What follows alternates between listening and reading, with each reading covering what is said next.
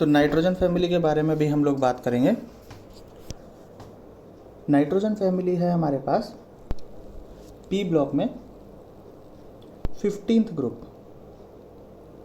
ठीक है। इसे नाइट्रोजन फैमिली बोला जाता है। इसके एलिमेंट्स के नाम है हमारे पास nitrogen, phosphorus, arsenic, antimony and bismuth. Atomic number nitrogen का 7, phosphorus 15, arsenic 33, antimony 51 and bismuth 83, ठीक है।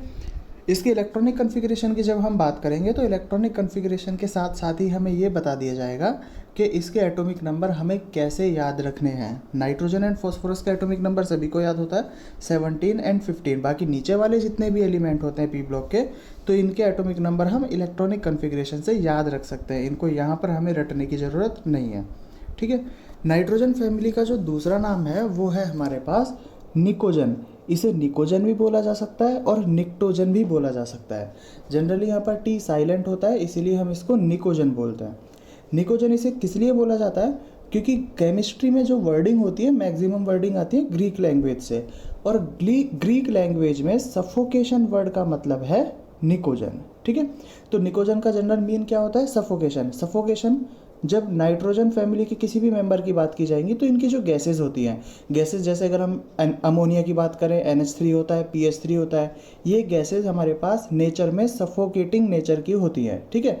तो इसीलिए इनका नाम क्या रखा गया है? निकोजन रखा गया है। नेक्स्ट हम बात करते हैं मेटल, नॉन मेटल और मेटलॉइड के बारे में। तो पी ब्लॉक के बारे में हम सभी को पता है कि मेटल्स, नॉन मेटल्स और मेटलॉइड कहाँ से होते हैं, उसे मैं रिवाइज करा देता हूँ।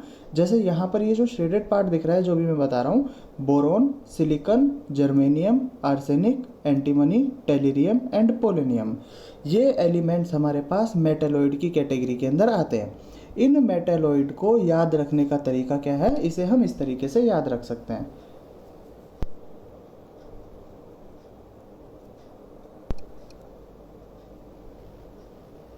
बालिका, सीता, गीता, ऐश्वर्या सब ट्यूशन पहुँचे, ठीक है। ये सभी मेटलॉइड्स के नाम है हमारे पास। क्या हो जाएगा ये? बालिका, सीता, गीता, ऐश्वर्या सब ट्यूशन पहुँचे। याद रख लेना इस ट्रिक को। ये रहा देखो, बालिका, सीता, गीता, ऐश्वर्या सब ट्यूशन पहुँचे। ये है हमारे पास मेटलॉइड्स। अब इन मेटलॉइड से, इस मेटलॉइड की लाइन से जितने भी नीचे वाले एलिमेंट्स हैं वो सभी एलिमेंट क्या है हमारे पास? मेटल्स हैं। और इस मेटलॉइड की लाइन से ऊपर वाले एलिमेंट जितने भी हैं ये सब क्या होंगे हमारे पास? नॉन मेटल्स की कैटेगरी के अंदर आएंगे। ये सभी क्या हो जाएंगे हमारे पास? नॉन मेटल, ठीक है। याद रखना है हमको। जैसे मेटलॉइड है तो मेटलॉइड की लाइन हम याद रख सकते हैं किस तरीके से? बालिका, सीता, गीता, ऐश्वर्या सब ट्यूशन पहुँचे।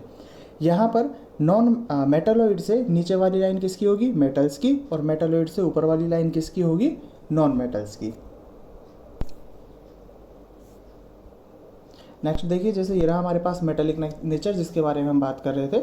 बालिका, सीता, गीता, ऐश्वर्या सब ट्यूशन पहुँचे।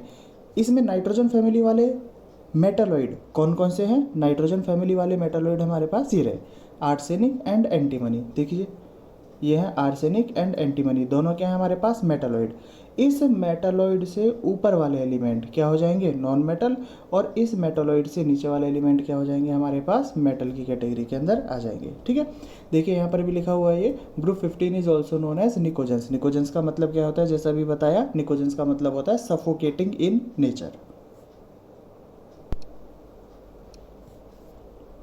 नेक्स्ट है इलेक्ट्रॉनिक कन्फिग्रेशन। इलेक्ट्रॉनिक कन्फिग्रेशन के बारे में हम बात करें तो इलेक्ट्रॉनिक कन्फिग्रेशन के लिए जैसे मैंने अभी बताया भी था, यहाँ से हम एटॉमिक नंबर भी निकाल सकते हैं। किस तरीके से? बात करते हैं एक एक एलिमेंट के लिए। जैसे नाइट्रोजन के इलेक्ट्रॉनिक कन्फिग्रेशन की बात करें तो नाइट्रोजन का इलेक्ट्रॉनिक कन्फिग्रेशन होगा 1s2 2s2 2p3। फॉस्फोरस के इलेक्ट्रॉनिक कन्फिग्रेशन क्या हो जाएगा हमारे पास? 1s2 2s2 2p6 3s2 3p3। देखिए पीरियडिक टेबल में नाइट्रोजन की पोजीशन कौन से पीरियड में आती है? पीरियडिक टेबल में नाइट्रोजन होता है सेकंड पीरियड का एलिमेंट। अगर नाइट्रोजन सेकंड पीरियड का एलिमेंट है तो यहाँ पर हमें दिखाई दे रहा है कि यहाँ पर लास्ट इलेक्ट्रॉनिक कन्फिग्रेशन क्या बना 2s2 2p3। फॉस्फोरस है हमारे पास थर्ड पीरियड का एलिमेंट, थर्ड पीरियड का एलिमेंट है, तो यहाँ पर लास्ट कन्फिग्रेशन क्या बना हमारे पास 3s2 3p3। तो इसका मतलब ये बोला जा सकता है कि नाइट्रोजन फैमिली का जो जनरल इलेक्ट्रॉनिक कन्फिग्रेशन है वो है हमारे पास NH2 NP3, ये इसका जनरल इलेक्ट्रॉनिक कन्फिग्रेशन है। अब इसमें N का मतलब क्या है, इसमें N का मतलब है नंबर ऑफ पीरियड, मतलब जो भी एलिमेंट हमारे पास जिस भी पीरियड का होगा, जो एलिमेंट जिस भी पीरियड का है उस नंबर ऑफ पीरियड को हम यहाँ रख देंगे तो इसका इलेक्ट्रॉनिक कन्फिग्रेशन बन जाएगा। ठीक है, जैसे अगर हम बात करें, देखो यहाँ पर नाइट्रोजन है, नाइट्रोजन क्या हुआ हमारे पास सेकंड पीरियड का एलिमेंट है तो 2s2 2p3, phosphorus third period का एलिमेंट है तो 3s2 3p3, इसी तरीके से आर्सेनिक 4s2 4p3 और इसी तरीके से 5 और 6। ठीक है, अब अगर हमें जैसे बिस्मिथ का एटॉमिक नंबर निकालना होगा तो बिस्मिथ का एटॉमिक नंबर हम कैसे निकाल सकते हैं, 6s2 6p3 इसका लास्ट इलेक्ट्रॉनिक कन्फिग्रेशन है। स्टार्ट कहाँ से हुआ होगा 1s2 से, तो 1s2 से और 6p3 तक हम इसका कंप्लीट इलेक्ट्रॉनिक कन्फिग्रेशन लिख सकते हैं, जिस तरीके से 1s2 2s2 और आफ्बाउ रूल से, जिस तरीके से हम n+l रूल से इसको फॉलो करके कंप्लीट लिख सकते हैं और इसके टोटल नंबर ऑफ इलेक्ट्रॉन्स यहाँ से काउंट किए जा सकते हैं। जितने टोटल नंबर ऑफ इलेक्ट्रॉन आएंगे वही क्या होगा, इसका इलेक्ट्रॉनिक कन्फिग्रेशन होगा। तो इस तरीके से हम एलिमेंट्स के इलेक्ट्रॉनिक कन्फिग्रेशन से एटॉमिक नंबर निकाल सकते हैं, काउंट कर सकते हैं। नेक्स्ट है ऑक्सीडेशन स्टेट। ऑक्सीडेशन स्टेट देखो एक अपने आप में बहुत इंपॉर्टेंट टॉपिक है, तो इस टॉपिक को मैं सिर्फ नाइट्रोजन फैमिली के लिए नहीं सभी फैमिली के लिए समझा देता हूँ। ठीक है, तो सभी फैमिली के लिए इलेक्ट्रॉनिक कन्फिग्रेशन के लिए ध्यान रखना किस तरीके से वो फॉलो होते हैं और किस किस तरीके से उनके साइन चेंज होते हैं। सबसे पहले बात कर रहे हैं बोरोन फैमिली के बारे में। तो बोरोन का इलेक्ट्रॉनिक कन्फिग्रेशन होता है हमारे पास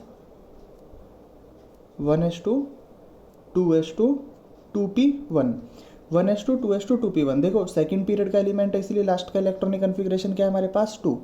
यहाँ पर ऑक्सीडेशन नंबर किस तरीके से निकाला जाता है, तो जो हमारे पास पहले से कंप्लीटली फिल्ड शेल है, फिल्ड शेल कौन सा है 1, इससे हमें कोई मतलब नहीं है। ठीक है, हाफ फिल्ड शेल कौन सा है हमारे पास 2, तो हम इसके इलेक्ट्रॉन फिल करके देखेंगे।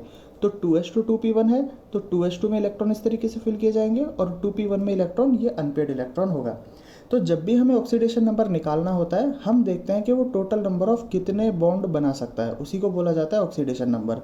तो अगर बॉन्डिंग के अंदर ये सिंगल अनपेड इलेक्ट्रॉन पार्टिसिपेट करता है सिर्फ अकेला, ठीक है, तो ऑक्सीडेशन नंबर क्या होगा 1। अगर ये पेयर भी पार्टिसिपेट करता है तो ऑक्सीडेशन नंबर क्या हो जाएगा, पेयर में 2 इलेक्ट्रॉन और एक अनपेयर्ड, तो टोटल कितने हो गए हमारे पास 3। तो बोरोन फैमिली का जो जनरल ऑक्सीडेशन नंबर होगा वो क्या होगा हमारे पास 1 और 3। ठीक है, कार्बन के लिए बात करें, कार्बन क्या होगा हमारे पास, इलेक्ट्रॉनिक कन्फिग्रेशन देखें इसका 1s2 2s2 2p2, 1s2 2s2 2p2। तो इसमें फर्स्ट शेल के बारे में तो कुछ देखा नहीं जाएगा, हम बात करेंगे सिर्फ सेकंड शेल के बारे में। तो सेकंड शेल है हमारे पास ये 2s2 2p2। देखिए अनपेड इलेक्ट्रॉन कितने जो बॉन्ड बना सकते हैं, यहाँ पर अनपेड इलेक्ट्रॉन है अभी यहाँ पर 2, तो इसका ऑक्सीडेशन नंबर 2। तो 2 ऑक्सीडेशन नंबर इन दोनों इलेक्ट्रॉन से आया, प्लस अगर इस पेयर्ड ने भी बॉन्ड बना लिए तो 2 + 2 कितने हो जाएंगे हमारे पास 4। तो कार्बन फैमिली का oxidation number, general oxidation number क्या क्या हो सकता है यहाँ पर 2 और 4 जनरल ऑक्सीडेशन नंबर यहाँ पर हो सकता है। ठीक, नाइट्रोजन फैमिली, नाइट्रोजन फैमिली हमारे पास 1s2 2s2 2p3। तो 2s2 के इलेक्ट्रॉन ये रहे एंड 2p3 एक अनपेड इलेक्ट्रॉन आ जाएगा। तो टोटल कितने अनपेड इलेक्ट्रॉन आए यहाँ पर, टोटल 3 अनपेड इलेक्ट्रॉन आए। जब 3 अनपेड इलेक्ट्रॉन आए तो एक ऑक्सीडेशन नंबर तो हुआ इसका 3। ठीक है, और अगर इस पेयर्ड ने भी पार्टिसिपेशन दिया तो टोटल कितने हो गए हमारे पास, 2 और ऐड कर दिया हमने तो टोटल हो गए हमारे पास 5, इसमें ऑक्सीडेशन नंबर हो गया। ठीक है, नाइट्रोजन के बाद है हमारे पास ऑक्सीजन फैमिली, चाल्कोजन भी बोलते हैं इसे, 1s2 2s2 2p6, हाँ सॉरी 1s2 2s2 2p4। ठीक है, तो ये है हमारे पास 2s2 और ये है हमारे पास 2p4। तो इसमें देखो सबसे पहले हम क्या देखते हैं, सबसे पहले हम देखते हैं इसमें अनपेयर्ड इलेक्ट्रॉन जो बॉन्ड बना सकते हैं। अनपेयर्ड इलेक्ट्रॉन कितने हैं इसमें, 2। तो ये 2 अनपेयर्ड इलेक्ट्रॉन है, तो ऑक्सीडेशन नंबर हुआ इसका 2। उसके बाद ये जो पेयर्ड इलेक्ट्रॉन है, ये पेयर्ड इलेक्ट्रॉन ने भी अगर बॉन्डिंग के अंदर पार्टिसिपेट किया तो ऑक्सीडेशन नंबर 4, ठीक है। और इस पेयर ने भी अगर पार्टिसिपेशन किया तो ऑक्सीडेशन नंबर 6, ठीक है।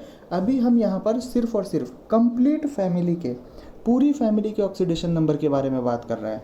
अब इनमें से कौन सा स्टेबल है कौन सा स्टेबल नहीं है उसके बारे में जब हमारे पास फैमिली आएगी तभी हम डिटेल में डिस्कस करेंगे, ठीक है। नेक्स्ट है हमारे पास हेलोजन।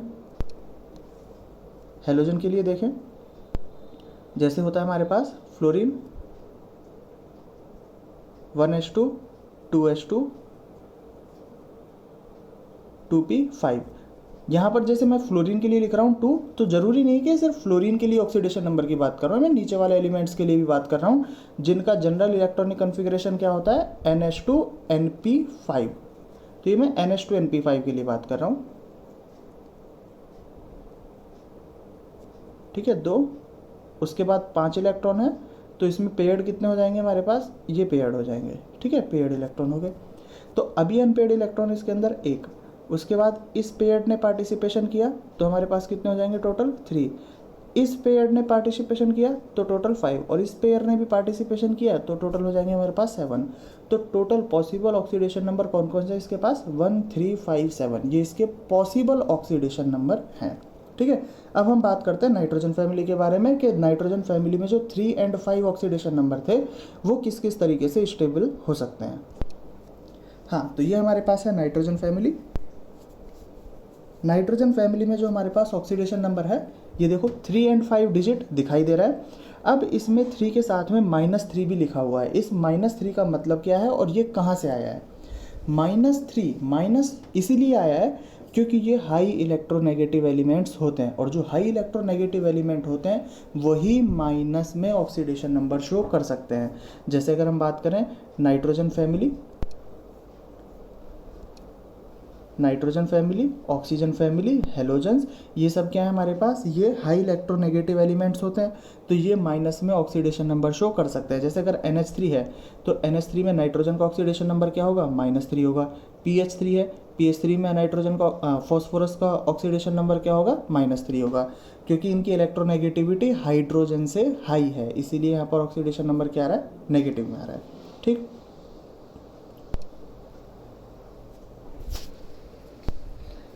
अब ऊपर से नीचे आने पर इनकी स्टेबिलिटी ऑर्डर के बारे में बात करते हैं। देखो -3 और 5 तो डिजिट हमें पता है, जैसे 3 और 5 के बारे में मैं समझा चुका हूँ कि 3 और 5 डिजिट कैसे आता है, लेकिन हमें इस नेगेटिव साइन वाले को भी नहीं भूलना है कि नेगेटिव साइन वाला भी सभी के अंदर आएगा। अब 3 कब स्टेबल होगा और 5 कब स्टेबल होगा, इसके बारे में बात करते हैं हम लोग। इसके बारे में समझने से पहले हम एक छोटा सा टॉपिक इनर्ट पेयर इफेक्ट समझ लेते हैं, क्योंकि हमारे पास जब भी ऐसे क्वेश्चंस आते हैं ऑक्सीडेशन नंबर वाले, उनका सिर्फ और सिर्फ एक ही रीज़न होता है, इनर्ट पेयर इफेक्ट। जहां पर भी स्टेबिलिटी का एक्सेप्शन आएगा वो एक्सेप्शन ओनली एंड ओनली किसकी वजह से आएगा, इनर्ट पेयर इफेक्ट की वजह से आएगा। तो उसे मैं यहाँ पर एक्सप्लेन कर देता हूँ कि इनर्ट पेयर इफेक्ट क्या होता है। देखिए, इनर्ट पेयर इफेक्ट का मतलब ये है, जैसे अगर मैं किसी भी एलिमेंट की बात कर रहा हूँ, बिस्मिथ की बात कर लेते हैं, तो बिस्मिथ का जो इलेक्ट्रॉनिक कन्फिग्रेशन है वो है 6s2 6p3। 6s2 6p3 में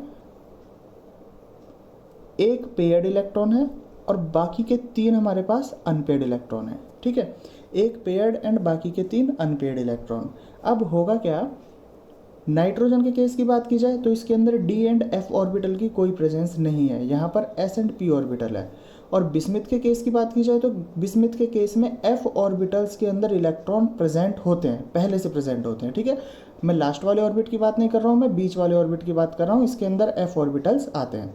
तो देखो होगा क्या एक्चुअल में, हम अगर शील्डिंग इफेक्ट की बात करें तो शील्डिंग इफेक्ट का ऑर्डर होता है SPDF, मतलब सबसे ज़्यादा जो शील्डिंग इफेक्ट होता है वो अप्लाई होता है S के अंदर, उससे वीक शील्डिंग इफेक्ट होता है P में, उससे वीक होता है D में, और सबसे वीक शील्डिंग इफेक्ट अप्लाई होता है F ऑर्बिटल के अंदर। वीक शील्डिंग इफेक्ट का मतलब ये हुआ कि ये जो न्यूक्लियस है इस इलेक्ट्रॉन को, ये जो बाहर वाला इलेक्ट्रॉन है, इस इलेक्ट्रॉन पर अट्रैक्शन फोर्स ज़्यादा लगा सकता है, ठीक है। अगर स्ट्रॉन्ग शील्डिंग इफेक्ट होता है, शील्डिंग इफेक्ट मतलब बीच में इलेक्ट्रॉन्स होते हैं उसे शील्ड करने वाले, ठीक है, अगर स्ट्रॉन्ग शील्डिंग इफेक्ट हुआ, स्ट्रॉन्ग शील्डिंग इफेक्ट हुआ तो इस न्यूक्लियस और बाहर वाले इलेक्ट्रॉन के बीच में अट्रैक्शन फोर्स कम होगा। लेकिन अगर बीच में वीक शील्डिंग इफेक्ट हुआ, यहाँ पर हमारे पास शील्डिंग इफेक्ट थोड़ा कम है, ये शील्डिंग इफेक्ट हमने कम कर दिया, तो अगर यहाँ पर शील्डिंग इफेक्ट कम है तो इसका मतलब तो हम ये बोल सकते हैं कि यहाँ पर अट्रैक्शन फोर्स ज़्यादा होगा। और जब न्यूक्लियस और इलेक्ट्रॉन के बीच में, इलेक्ट्रॉन कौन से वाले, ये बाहर वाले, इनके बीच में अगर अट्रैक्शन फोर्स ज़्यादा लगेगा तो क्या ये इसको अनपेयर्ड होने देगा? न्यूक्लियस इसको इतना ज़्यादा अट्रैक्ट करके रखेगा कि ये इसे अनपेयर्ड नहीं होने देगा। और जब इस पेयर्ड इलेक्ट्रॉन को अनपेयर्ड नहीं होने देगा तो ये बॉन्डिंग के अंदर पार्टिसिपेट ही नहीं करेगा। आया समझ में सभी को? ठीक है, तो अगर इसने बॉन्डिंग के अंदर पार्टिसिपेट नहीं किया तो ऐसा बोला जा सकता है जहाँ पर शील्डिंग इफेक्ट ज़्यादा लगेगा वहाँ पर ऑक्सीडेशन नंबर क्या होगा हमारे पास 3 और 5 पॉसिबल है। लेकिन जहाँ पर शील्डिंग इफेक्ट कम और अट्रैक्शन फोर्स ज़्यादा, ये अट्रैक्शन फोर्स ज़्यादा होगा, तो वहाँ पर ओनली 3 ऑक्सीडेशन नंबर ही पॉसिबल है, 5 पॉसिबल नहीं है, क्योंकि इन दोनों इलेक्ट्रॉन्स ने बॉन्डिंग के अंदर पार्टिसिपेट नहीं किया। ठीक है, तो इसे एक बार फिर से देख लेते हैं हम लोग। जैसे NH2NP3 है तो नाइट्रोजन के लिए 3 और 5 ऑक्सीडेशन नंबर पॉसिबल है, बिस्मिथ के लिए ओनली 3 वाला ही स्टेबल होगा। क्यों? क्योंकि बिस्मिथ में f ऑर्बिटल की प्रेजेंस होती है, तो ये f ऑर्बिटल क्या करेगा, f ऑर्बिटल कॉन्ट्रैक्शन लगाएगा, जिसके बारे में भी हमने बात की, या फिर इनर्ट पेयर इफेक्ट। तो इस इनर्ट पेयर इफेक्ट की वजह से बिस्मिथ +3 शो करेगा। ठीक है, तो हम जनरल ट्रेंड ये बता सकते हैं कि जो हायर एलिमेंट होते हैं, ये हायर एलिमेंट नीचे वाले, इनके लिए लोअर ऑक्सीडेशन ही पॉसिबल होता है। हायर पॉसिबल क्यों नहीं है? क्योंकि पेयर्ड इलेक्ट्रॉन अनपेयर्ड नहीं हो पाते। तो हायर एलिमेंट के लिए लोअर ऑक्सीडेशन नंबर और लोअर एलिमेंट के लिए हायर ऑक्सीडेशन नंबर ज़्यादा स्टेबल होते हैं। तो अगर नाइट्रोजन के केस में बात की जाए तो नाइट्रोजन के केस में 3 और 5 दोनों पॉसिबल हैं। बिस्मिथ तक आते आते 5 पॉसिबल नहीं होता, ये कौन सा पॉसिबल होगा? ओनली हमारे पास ओनली 3 पॉसिबल होगा। ठीक है, ये हुआ हमारे पास ऑक्सीडेशन नंबर।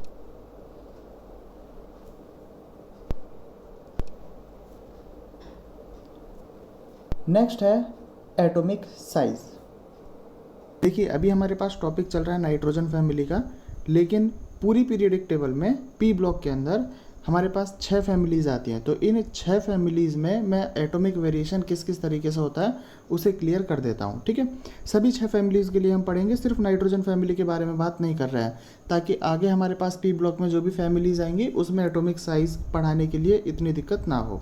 ठीक है, तो अभी हम बात कर रहे हैं, देखो स्टार्टिंग से पीरियोडिक टेबल में देखते हैं। सबसे पहले आती है हमारे पास बोरॉन फैमिली, उसके बाद carbon, nitrogen, oxygen, fluorine, and उसके बाद आता है हमारे पास नियॉन। नियॉन से जस्ट ऊपर हमारे पास हीलियम है। ठीक है, तो उसे हम रहने देते हैं अभी। बोरॉन फैमिली बैंगन, आलू, गाजर, इन, थैला, ये तुम सभी लोगों को पता होगा पीरियोडिक टेबल में। काशी गए शंकर प्रभु, काशी गए शंकर प्रभु। नेपाल, पाकिस्तान, ऑस्ट्रेलिया, सब भिखारी। ओल्ड स्टाइल से टी पो। फ्लोरीन, क्लोरीन, फिर कल बाहर आई आंटी। ठीक है, ये हेलोजन्स हुआ हमारे पास। और इसमें नियॉन से ऊपर आएगा हीलियम, जिसे हम बोलेंगे हीना, नीना और करीना, 0 रन। तो देखिए हमारे पास पीरियोडिक टेबल में कंप्लीट पी ब्लॉक हमारे पास यहाँ पर बन चुका है। अब इसमें जब हम देखेंगे कि एटॉमिक साइज़ का वेरिएशन किस किस तरीके से होगा, तो एटॉमिक साइज़ के लिए पीरियोडिक टेबल में हम लोग पढ़ चुके हैं कि लेफ़्ट से राइट जाने पर क्या होगा, लेफ़्ट से राइट जाने पर एटॉमिक साइज़ डिक्रीज़ होगा और टॉप टू बॉटम आने पर एटॉमिक साइज़ इंक्रीज़ होगा। रीज़न क्या है इसका? क्योंकि लेफ़्ट से राइट जाने पर इफेक्टिव न्यूक्लियर चार्ज बढ़ता है। ठीक है, उस इफेक्टिव न्यूक्लियर चार्ज की वजह से एटॉमिक साइज़ क्या होने लगेगा, धीरे धीरे डिक्रीज़ होने लगेगा।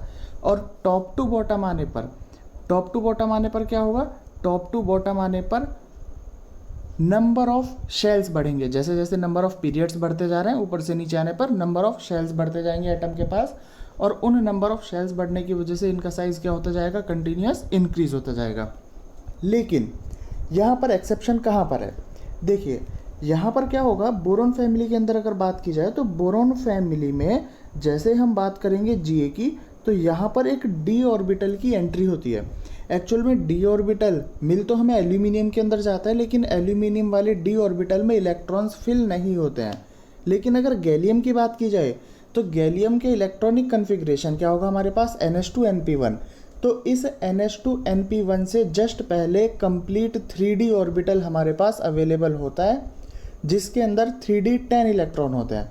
मतलब यहाँ पर D10 कन्फिग्रेशन हमें मिला है, और इस D10 की वजह से क्या होगा, इस D10 की वजह से यहाँ पर DD ट्रांजिशन होगा, और इस DD ट्रांजिशन की वजह से इनका एटॉमिक साइज आपस में फ्लिप हो जाएगा। किस किस का, बोरॉन फैमिली में एल्यूमिनियम एंड गैलियम का। ठीक है, इसी तरीके से जब हम थैलियम की बात करेंगे तो थैलियम के केस में भी हमें F ऑर्बिटल की एंट्री मिलेगी, और जब यहाँ पर F ऑर्बिटल आएगा तो इस F ऑर्बिटल की वजह से क्या होगा, इनर्ट पेयर इफेक्ट लगेगा, और उसकी वजह से क्या होगा यहाँ पर लेंथेनॉइड कॉन्ट्रैक्शन, और इनका साइज भी आपस में क्या हो जाएगा, चेंज हो जाएगा।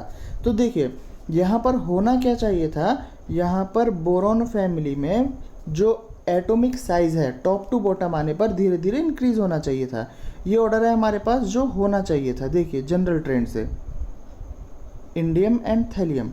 लेकिन ऐसा नहीं होता है। एक्चुअल में होगा क्या, हमें करना क्या है, हमें एल्यूमिनियम को गैलियम से और गैलियम को एल्यूमिनियम से चेंज करना है, और इसी तरीके से इंडियम एंड थैलियम को आपस में चेंज करना है एटॉमिक साइज के लिए, क्योंकि यहाँ पर क्या हो रहा है, डी ऑर्बिटल, और यहाँ पर क्या हो रहा है, एफ ऑर्बिटल। ठीक है, तो इसका जो करेक्ट ऑर्डर है वो करेक्ट ऑर्डर मैं फिर से लिख देता हूँ यहाँ पर, देखिए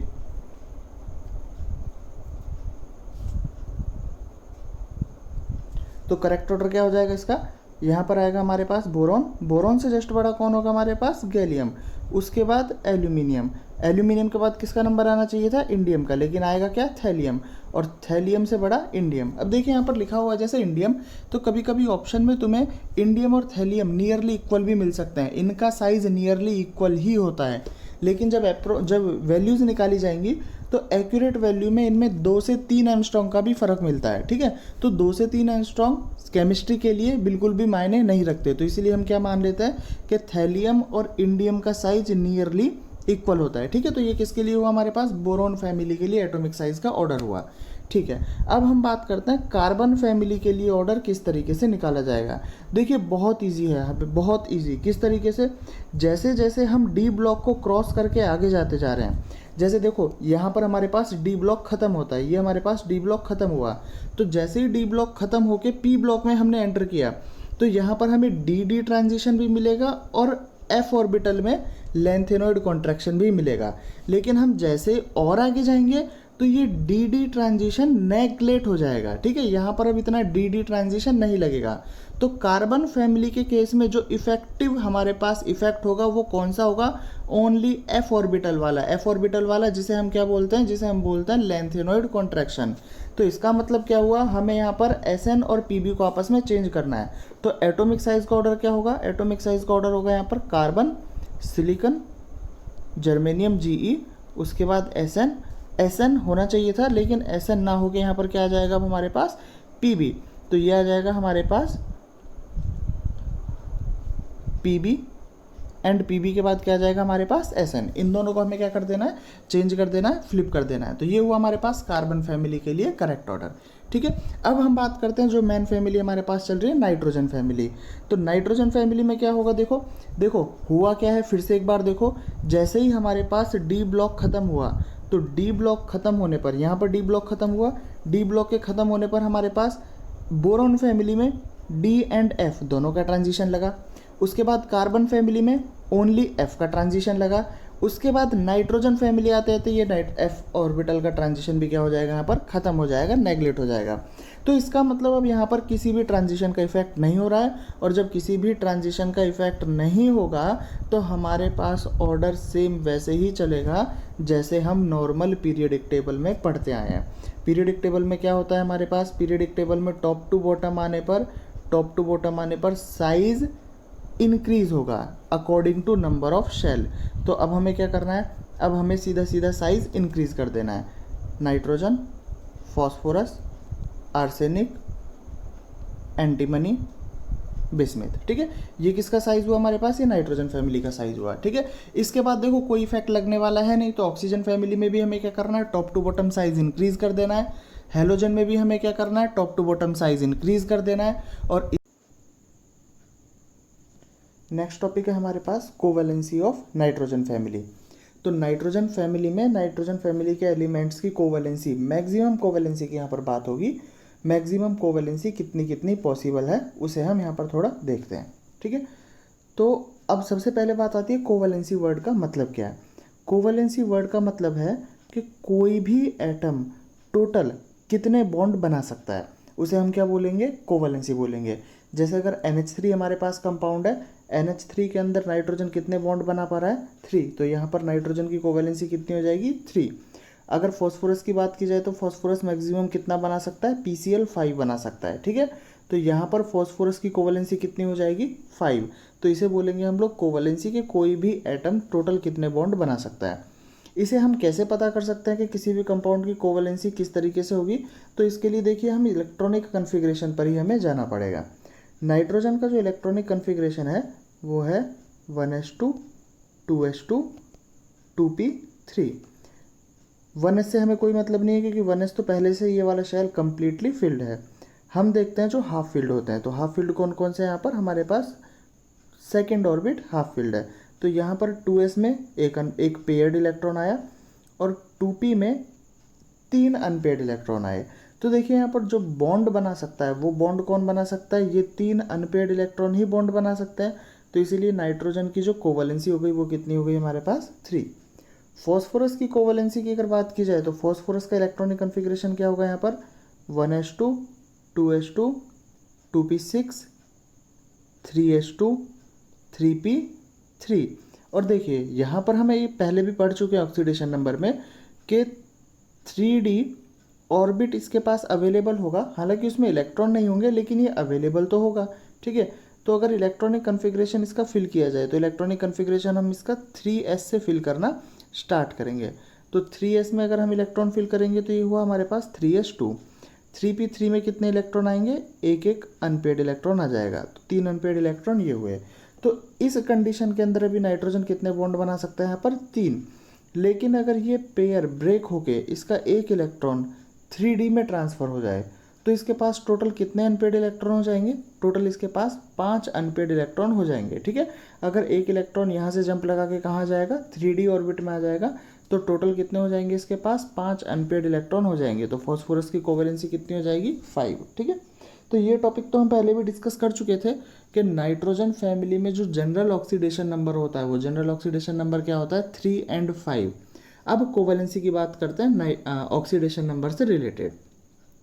तो देखो जैसे नाइट्रोजन फैमिली का जो जनरल ऑक्सीडेशन नंबर है वो है 3 और 5, लेकिन क्या नाइट्रोजन 5 बॉन्ड बना सकता है, नहीं बना सकता, क्योंकि नाइट्रोजन के पास 2d ऑर्बिट अवेलेबल नहीं होता। नाइट्रोजन का इलेक्ट्रॉनिक कन्फिग्रेशन 1s2 2s2 और 2p3 पर ख़त्म हो जाता है, 2 के पास d ऑर्बिट नहीं होता, इसीलिए वो 5 वैलेंसी शो नहीं कर सकता। तो यहाँ पर नाइट्रोजन की कोवैलेंसी कितनी हो जाएगी, ओनली 3। ठीक है, फॉस्फोरस से और बिस्मिथ तक सभी के पास ऑर्बिट्स की अवेलेबिलिटी होती है, इसीलिए ये 3 और 5 बोथ शो कर सकते हैं। लेकिन बिस्मिथ के केस में हमारे पास कौन सा इफेक्ट लगता है, बिस्मिथ के केस में लगता है हमारे पास इनर्ट पेयर इफेक्ट। अब ये इनर्ट पेयर इफेक्ट क्या है, इनर्ट पेयर इफेक्ट में देखो जब हम बात करते हैं इसके इलेक्ट्रॉनिक कन्फिग्रेशन के बारे में तो इसका इलेक्ट्रॉनिक कन्फिग्रेशन है 6s2 6p3।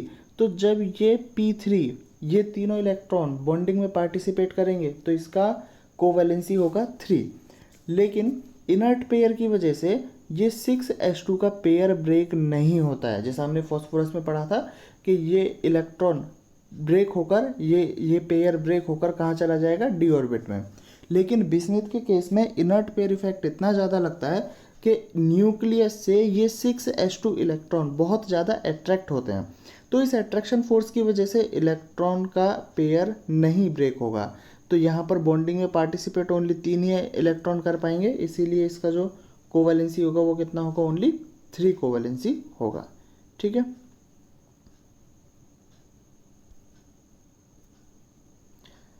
Next important question, देखो कोवैलेंसी से रिलेटेड किस तरीके से क्वेश्चन पूछे जा सकते हैं।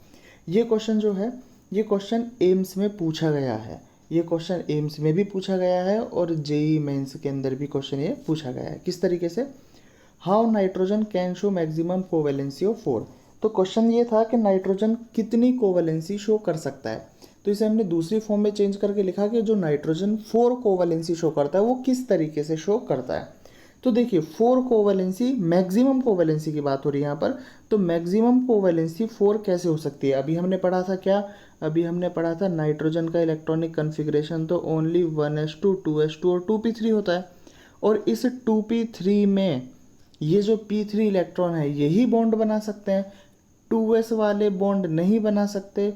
तो जब 2s वाले बॉन्ड नहीं बना सकते तो इसका जो कोवैलेंसी है वो 3 से इंक्रीज होके 4 कैसे हुआ, उसके बारे में हम यहाँ पर डिस्कस करते हैं। देखिए जब नाइट्रोजन के इलेक्ट्रॉनिक कन्फिग्रेशन से हमने अमोनिया की स्ट्रक्चर बनाई, जैसे कि ये NH3 हमारे पास, तो इस NH3 में हमारे पास 3 तो कोवलेंट बॉन्ड बने जो कि इसकी कोवैलेंसी होती है, और एक लोन पेयर। ये लोन पेयर कौन सा है, ये लोन पेयर हमारे पास 2s2 वाला लोन पेयर यहाँ पर अभी बचा हुआ है। अगर ये लोन पेयर किसी दूसरे एटम या किसी दूसरे मॉलिक्यूल को डोनेट कर दे, जैसा कि NH4+ के केस में होता है, तो अब यहाँ पर total number of bond count कीजिए। टोटल नंबर ऑफ बॉन्ड कितने आ रहे हैं, यहाँ पर 4 बॉन्ड आ रहे हैं। इन 4 बॉन्ड में 3 कोवैलेंट बॉन्ड और 1 कोऑर्डिनेट बॉन्ड है। और कोवैलेंसी का मतलब क्या होता है, कोवैलेंसी का मतलब होता है टोटल नंबर ऑफ बॉन्ड्स। तो यहाँ पर नाइट्रोजन की वैलेंसी कितनी हुई, कोवैलेंसी, यहाँ पर नाइट्रोजन की कोवैलेंसी हुई टोटल 4। ठीक है, नेक्स्ट है हमारे पास, अब फॉस्फोरस की कोवैलेंसी के बारे में बात करते हैं। तो देखिए क्या आप बता सकते हैं फॉस्फोरस की कोवैलेंसी 6 कैसे हो सकती है।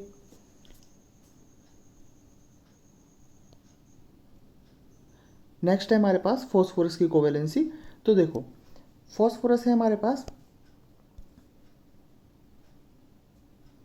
1s2 2s2 2p6 3s2 3p3 and 3d0।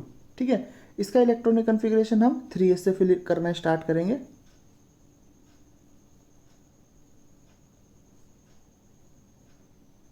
Three S to और एक अनपेड इलेक्ट्रॉन आ जाएगा 3p3 तक। ठीक है, यहाँ पर अभी फॉस्फोरस कितनी वैलेंसी शो कर सकता है, 3। अब इसका एक इलेक्ट्रॉन हम एक्साइटेड स्टेट में डाल देते हैं, एक इलेक्ट्रॉन यहाँ होगा और एक इलेक्ट्रॉन कहाँ जाएगा, ये इलेक्ट्रॉन डी ऑर्बिट के अंदर आया। अब total number of unpaired electron कितने हैं इसके अंदर, अब total number of unpaired electron है इसके अंदर टोटल 5। तो यहाँ से कोवैलेंसी कितनी हुई इसकी फॉस्फोरस की, 5। क्या इसके पास नाइट्रोजन की तरह कोई लोन पेयर अवेलेबल है जिसे ये डोनेट करके बॉन्ड बना सकता है, नहीं। तो जब ऐसा कोई यहाँ पर बॉन्ड अवेलेबल नहीं है, कोई लोन पेयर अवेलेबल नहीं है, कोऑर्डिनेट बॉन्ड ये नहीं बना सकता, तो कोवैलेंसी 6 किस तरीके से शो होती है। तो इसके लिए जो सबसे बेस्ट एग्जांपल है वो एग्जांपल है हमारे पास PCl6 माइनस। PCl6 माइनस, देखिए ये कंपाउंड कैसे बनता है, PCl6 माइनस एक स्टेबल कंपाउंड की फॉर्म में मिलता है। यहाँ पर लोन पेयर डोनेट करने के लिए नहीं है, लेकिन फॉस्फोरस के पास अभी भी d ऑर्बिटल खाली पड़े हुए हैं। ठीक है, अगर इसके पास कोई ऐसा कंपाउंड या कोई ऐसा एटम आता है जिसके पास लोन पेयर अवेलेबल है और वो लोन पेयर डोनेट करना चाहता है, तो वो अपने लोन पेयर को इन d ऑर्बिटल के अंदर रख सकता है। ठीक है, देखिए वहाँ पर क्या हुआ था, अमोनिया के केस में नाइट्रोजन ने लोन पेयर डोनेट किया था और कोऑर्डिनेट बॉन्ड बनाया था। यहाँ क्या हो रहा है, यहाँ d ऑर्बिटल खाली पड़े हैं तो ये लोन पेयर एक्सेप्ट करेगा, अमोनिया से जस्ट उल्टा, वहाँ डोनेट हुए थे, यहाँ लोन पेयर क्या होगा, एक्सेप्ट करेगा। तो ये जो PCl5 वाला कंपाउंड है, ये इलेक्ट्रॉनिक कन्फिग्रेशन किसका लिखा गया है, PCl5 का। 5 इलेक्ट्रॉन है यहाँ पर, 5 कोवैलेंसी है। तो PCl5 में जब Cl माइनस ऐड होगा, Cl माइनस अपना लोन पेयर कहाँ रखेगा, यहाँ पर। ठीक है, तो हमारे पास कौन सा कंपाउंड बन जाएगा, PCl6 माइनस बन जाएगा। तो यहाँ पर टोटल नंबर ऑफ बॉन्ड कितने हुए हमारे पास, 6, जिनमें 5 कोवैलेंट और 1 कोऑर्डिनेट बॉन्ड है। ठीक है। तो इस तरीके से फॉस्फोरस की कोवैलेंसी कितनी हो सकती है यहाँ पर, 6 कोवैलेंसी यहाँ पर हो सकती है। ठीक है, तो देखिए फॉस्फोरस के साथ वाले एलिमेंट, फॉस्फोरस की कोवैलेंसी 6, आर्सेनिक की 6, एंटीमनी की 6। यहाँ पर लिखा हुआ देखिए PCl5 covalency 5 due to excited state configuration. और अगर ये डी ऑर्बिटल में एक लोन पेयर एक्सेप्ट कर ले तो यहाँ पर कोवैलेंसी क्या हो जाएगी, इसकी टोटल 6 कोवैलेंसी यहाँ पर हो जाएगी। ठीक है,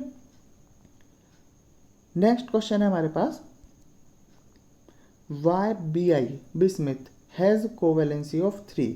तो इसके बारे में देखिए मैं पहले भी डिटेल में समझा चुका हूँ, फिर से एक बार समझ लेते हैं।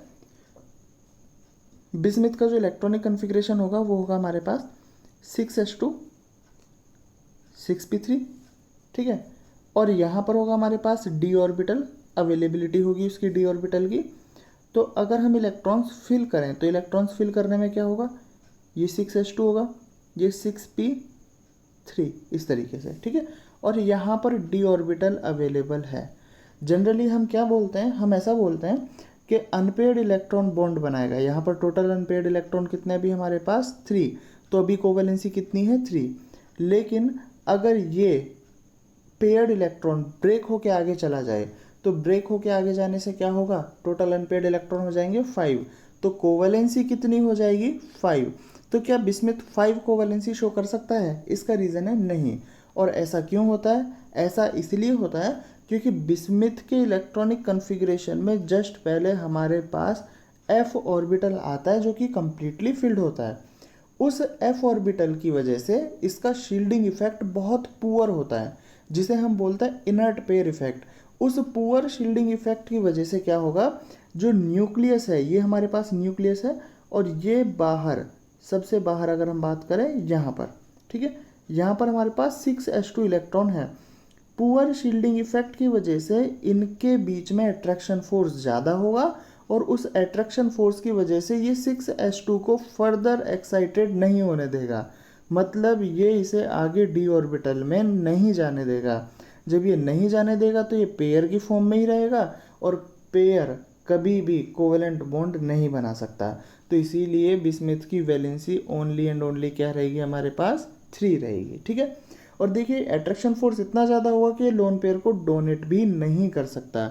जब ये इसको डोनेट भी नहीं कर पाएगा तो कोऑर्डिनेट बॉन्ड बनाकर भी अमोनिया की तरह 4 कोवैलेंसी शो नहीं कर पाएगा। तो बिस्मिथ का हाईएस्ट कोवैलेंसी कितना होगा हमारे पास, only 3। Reason inert pair effect.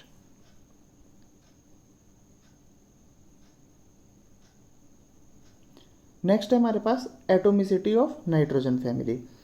Atomicity का मतलब क्या होता है, एटोमिसिटी वर्ड का मतलब है किसी भी मॉलिक्यूल में या एलिमेंट में टोटल कितने नंबर ऑफ एटम प्रेजेंट है। जैसे नाइट्रोजन का जो मॉलिक्यूल होता है वो किसकी फॉर्म में होता है, N2 की फॉर्म में होता है। तो यहाँ पर टोटल नंबर ऑफ एटम कितने हैं नाइट्रोजन के, 2।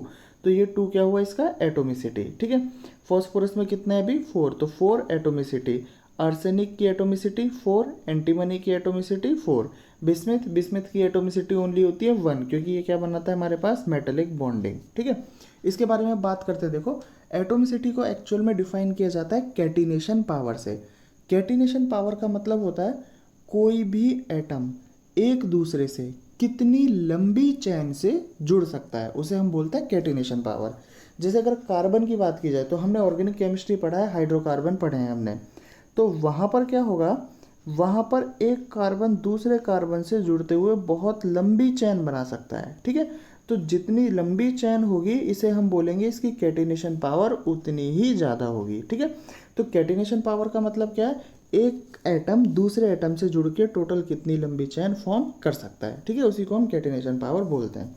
अब यहाँ पर नाइट्रोजन की बात की जाए तो एक नाइट्रोजन दूसरे नाइट्रोजन से जुड़ता है ट्रिपल बॉन्ड से और बस यहीं पर ख़त्म हो जाता है। तो इसकी कैटिनेशन पावर बहुत लो होगी क्योंकि एक नाइट्रोजन सिर्फ एक और नाइट्रोजन से ही जुड़ पा रहा है। P4 की बात की जाए तो P4 की स्ट्रक्चर किस तरीके से होती है, P4 होता है हमारे पास कुछ इस तरीके से। तो यहाँ पर देखिए 4 फॉस्फोरस आपस में एक दूसरे से जुड़े हुए हैं। तो इसकी catenation power compare to nitrogen थोड़ा सा ज़्यादा होगी। सबसे ज़्यादा जो कैटिनेशन पावर है वो है हमारे पास कार्बन की, क्योंकि डायमंड के केस में, ग्रेफाइट के केस में अगर देखा जाए तो एक कार्बन दूसरे कार्बन से कंटिन्यू बहुत लॉन्ग चैन में अटैच होता है, और उस लॉन्ग चैन की वजह से उसकी कैटिनेशन पावर बहुत हाई होती है।